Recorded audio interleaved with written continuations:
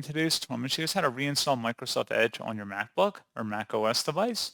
So this should hopefully be a pretty straightforward process here, guys. And without further ado, let's go ahead and jump straight into it. So all you have to do is select the Apple icon up in the menu bar and then go down and select System Settings. On the left panel, select the General, and on the right side, you want to select Storage. And now, if you scroll down underneath Applications, go ahead and select the little eye icon next to it, and then locate Microsoft Edge from this list, and then select Delete. Once it's done deleting, I'd recommend restarting your computer, and then open up a web browser of your choice. We're going to open up Google Chrome, and you just want to search for Microsoft Edge macOS, and there should be a link on Microsoft's website here, microsoft.com. Go ahead and select that, and we're going to select the Download for macOS option. Again, this is hosted directly on Microsoft's website here. And then once it's on our device, open up that file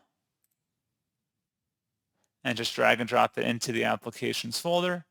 And then once you've done that, you can just go ahead and double click on Microsoft Edge here to begin copying the file.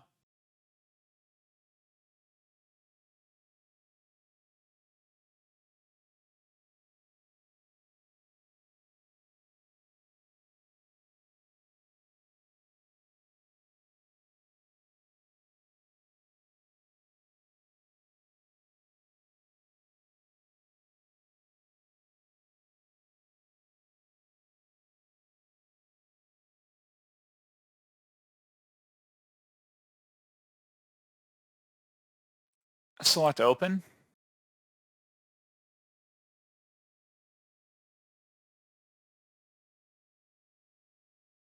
And then if you want to set it as your default browser, you can. Otherwise, uncheck those options. And that's pretty much it. So, as always, thank you guys for watching this brief tutorial. Do hope that was able to help you out. And I do look forward to catching you all in the next tutorial. Goodbye.